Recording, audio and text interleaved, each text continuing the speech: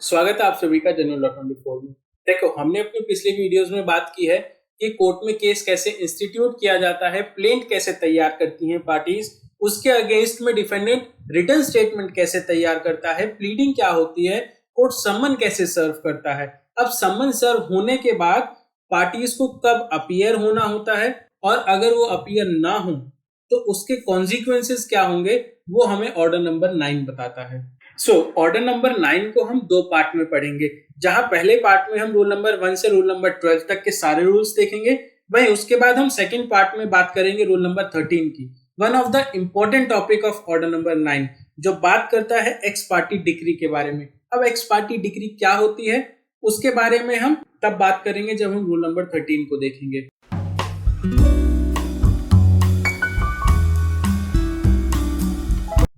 Order number 9 का पहला rule हमसे कहता है कि कोर्ट में जब केस फाइल किया जाएगा तो उसके बाद ऑर्डर नंबर 5 के तहत डिफेंडेंट को सम्मन सर्व होंगे। अब वो जो सम्मन होगा उस सम्मन पर कोर्ट एक डेट फिक्स करेगा कि इस दिन डिफेंडेंट को कोर्ट में अपीयर होकर अपना जवाब देना होगा, यानी कि रिटन स्टेटमेंट दाखिल कराना होगा कोर्ट में। ठीक है, तो अब वो डेट जो कोर्ट ने फिक्स किया है उस डेट पर डिफेंडेंट को अपीयर होना पड़ेगा। हाँ, हालांकि अगर प्लेंटिफ को भी कोर्ट बुलाता है तो प्लेंटिफ को भी उस डेट पर अपीयर होना पड़ेगा, और उस डेट पर जब ये दोनों प्लेंटिफ और डिफेंडेंट आ जाएंगे तो उसके बाद कोर्ट या तो वहां से प्रोसीडिंग स्टार्ट कर देगा या फिर कोर्ट एक अगली डेट दे देगा कि इस डेट से हम प्रोसीडिंग स्टार्ट करेंगे। ठीक है, नाउ अब हम बात करें रूल नंबर 2 की। तो रूल नंबर 2 हमसे कहता है कि रूल नंबर 1 के तहत कोर्ट ने जो डे फिक्स किया है डिफेंडेंट के अपीयर होकर रिटन स्टेटमेंट दाखिल करने के लिए, उस दिन कोर्ट को पता चलता है कि सम्मन तो डिफेंडेंट को सर्व ही नहीं हुआ है। क्यों? क्योंकि प्लेंटिफ ने कोर्ट फीस सबमिट नहीं की है या फिर कुछ पोस्टल चार्जेस लगने थे सम्मन को सर्व कराने के लिए जो प्लेंटिफ ने नहीं दिए, या फिर ऑर्डर नंबर 7 के रूल नंबर 9 के तहत प्लेंटिफ ने कोर्ट के अंदर प्लेंट की कॉपीज ही सबमिट नहीं करी है। तो ऐसी सिचुएशन में जो डेट कोर्ट ने फिक्स किया है उस डेट पर कोर्ट के पास एक डिस्क्रिशन होता है कि कोर्ट उस डेट पर केस को डिसमिस कर सके। ठीक है, बट रूल नंबर 2 का प्रोवाइजो हमसे कहता है कि गिवन डेट पर अगर डिफेंडेंट कोर्ट में अपीयर हो जाता है, बजाय इसके कि उसको समन सर्व नहीं हुआ है प्लेंटिफ की गलतियों की वजह से, तो भी वहां पर कोर्ट उस केस को डिसमिस नहीं करेगा। क्यों?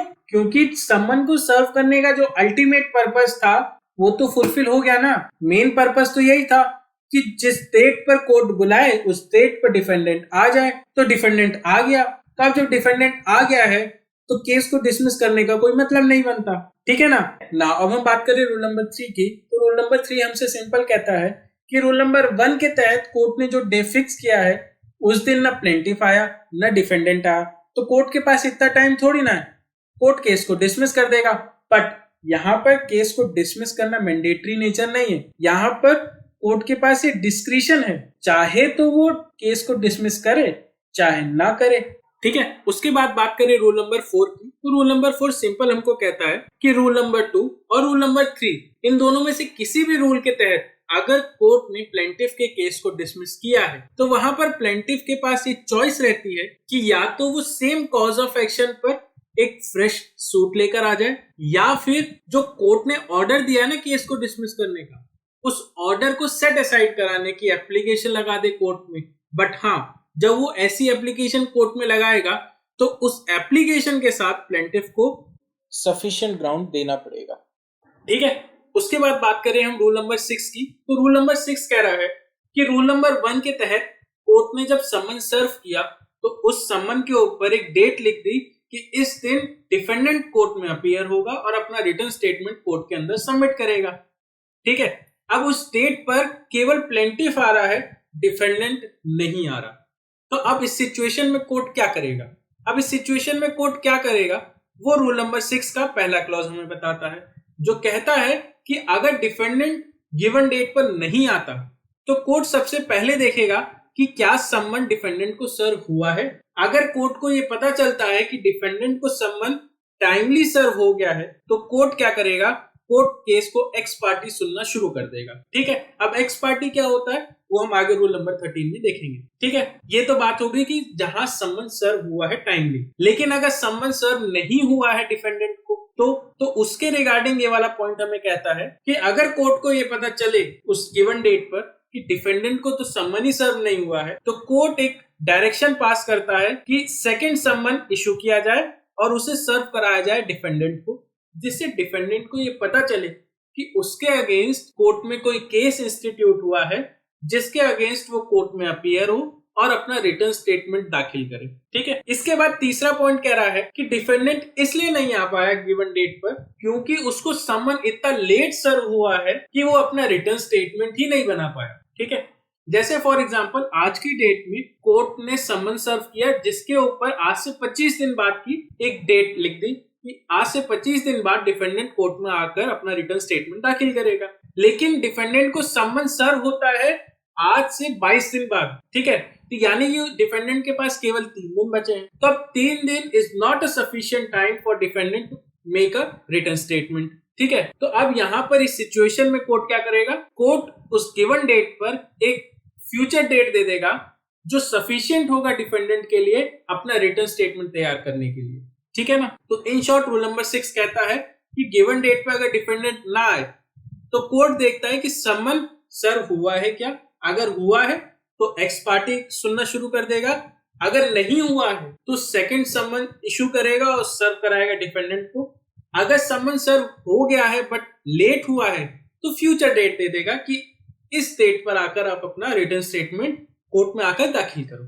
ठीक है, उसके बाद रूल नंबर 6 का सेकंड क्लॉज हमसे कहता है कि प्लेंटिफ की अपनी गलती के कारण समन सर्व नहीं हुआ था डिफेंडेंट को।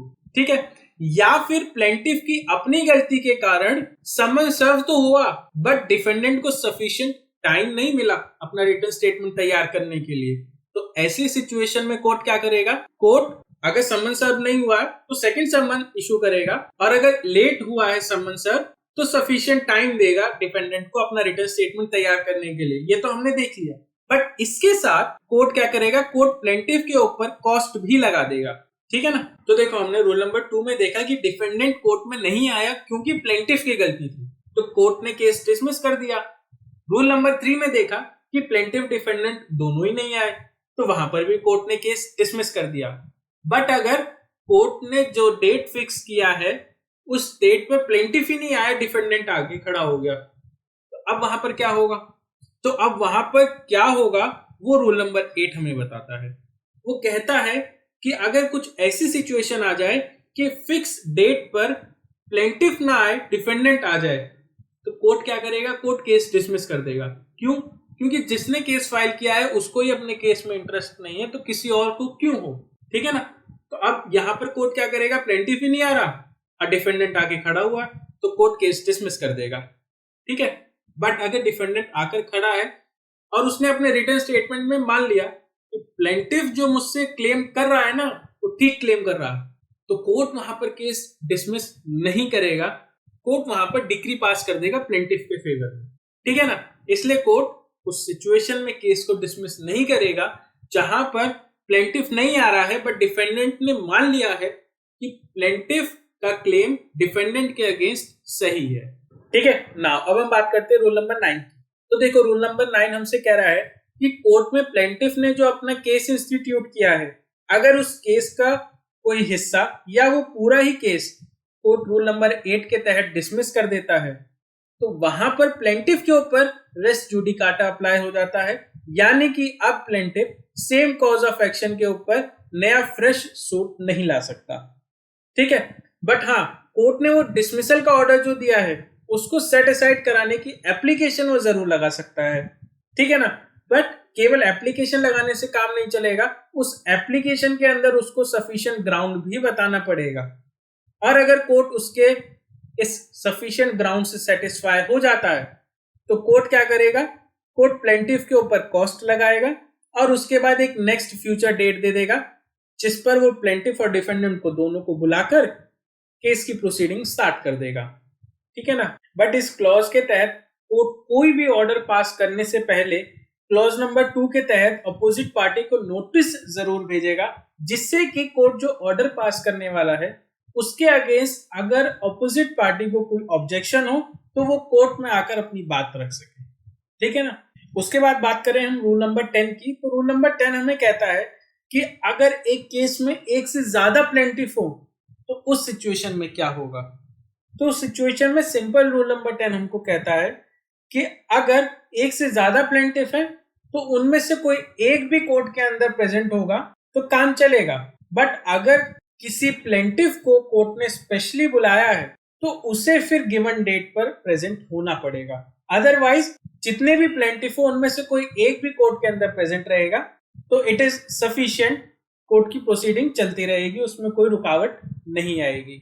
ठीक है। उसके बाद बात करें रूल नंबर 11 की, तो रूल नंबर 11 कह रहा है कि सपोज करो एक केस में 4 डिफेंडेंट है, उनमें से कोई एक ही आ रहा है कोर्ट में प्रोसीडिंग के दौरान, तो बाकी 3 के against court x party proceeding नहीं सुनेगा, बाकी 3 के अगेंस्ट भी कोर्ट वही नॉर्मल प्रोसीडिंग को ही कंटिन्यू रखेगा।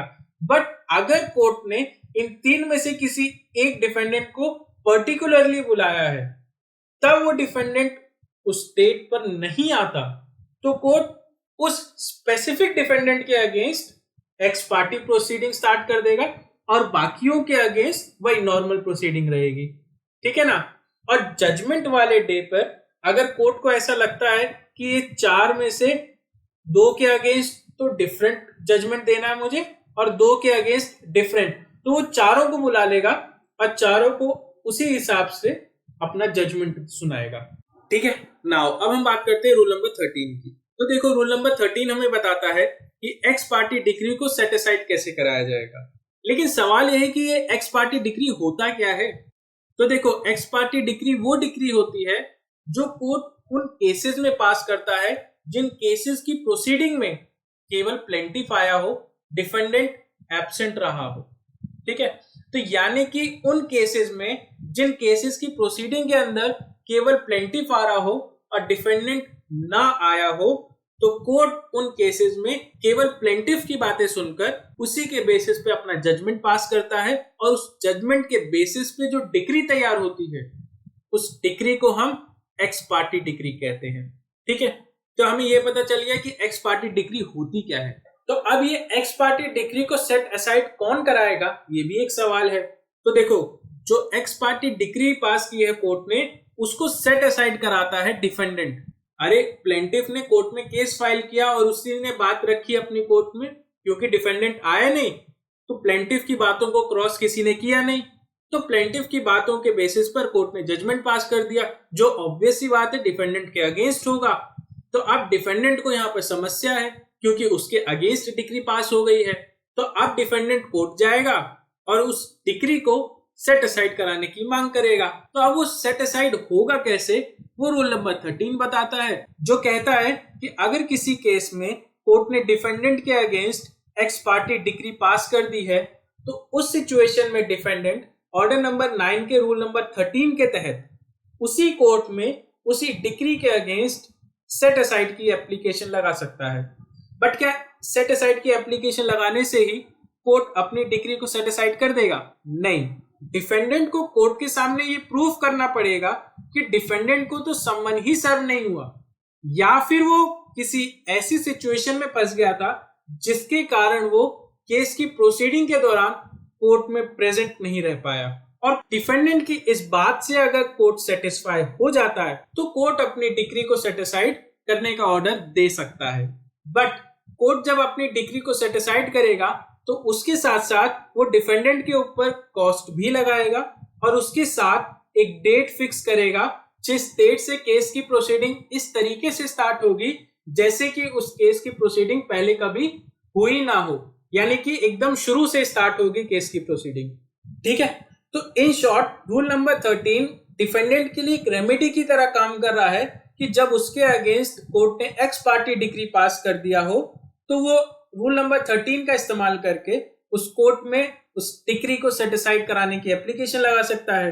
बट क्या डिफेंडेंट के पास केवल यही एक रास्ता है?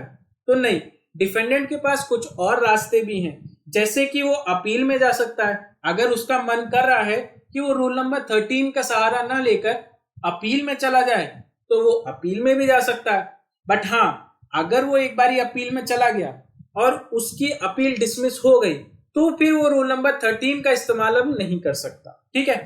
बट अगर उसने रूल नंबर 13 का इस्तेमाल किया, यानी कि उसके अगेंस्ट कोर्ट ने एक्स पार्टी डिक्री पास कर दिया, उसके बाद उसने रूल नंबर 13 के तहत सेट असाइड कराने की एप्लीकेशन लगाई, कोर्ट ने डिसमिस कर दी वो एप्लीकेशन, लेकिन अभी भी टाइम बचा है अपील के लिए, तो वो उस टाइम पीरियड के अंदर चाहे तो इस एक्स पार्टी डिक्री के अगेंस्ट अपील में जा सकता है, ठीक है, या फिर वो रिव्यू में भी जा सकता है, ठीक है ना। इसके अलावा एक रेमेडी और है। अब ये रेमेडी कहती है कि अगर डिफेंडेंट को ऐसा लगता है कि प्लेंटिफ और कोर्ट इन दोनों ने मिलकर फ्रॉड करके उसके अगेंस्ट ये एक्स पार्टी डिक्री पास की है, तो वो एक फ्रेश सूट ला सकता है उस एक्स पार्टी डिक्री के अगेंस्ट कि साहब ये कोर्ट ने और प्लेंटिफ ने मिलकर मेरे अगेंस्ट फ्रॉड करके ये डिक्री पास कर दी है, ठीक है। तो टोटल 4 रेमेडी होती है डिफेंडेंट के पास अपने अगेंस्ट पास हुए एक्स पार्टी डिक्री को सेट असाइड कराने के लिए, ठीक है। नाउ अब हम बात करते हैं रूल नंबर 13 के अंदर दिए गए 2 प्रोवाइजो के बारे में, जिसका पहला प्रोवाइजो हमसे कहता है कि सपोज करो टोटल 4 डिफेंडेंट हैं किसी केस में, 4 से ज्यादा भी हो सकते हैं, कम भी हो सकते हैं, बट हम एग्जांपल के तौर पे 4 लेकर चल रहे हैं। अब वो 4 डिफेंडेंट हैं ए, बी, सी और डी। अब सपोज करो कोर्ट ने इन चारों के against x party decree pass कर दी। अब जब कोर्ट ने एक्स पार्टी डिक्री पास कर दी, उसके बाद डी जाता है कोर्ट में रूल नंबर 13 की एप्लीकेशन लेकर, जिसमें वो सफिशिएंट ग्राउंड भी देता है कोर्ट को कि सर ये कारण है जिसकी वजह से मैं कोर्ट के अंदर प्रोसीडिंग के दौरान प्रेजेंट नहीं हो पाया। कोर्ट को लगता भी है कि डी सही कह रहा है, डी के पास सफिशिएंट ग्राउंड भी है, तो डी के लिए अपनी डिक्री को सेट असाइड कर देना चाहिए।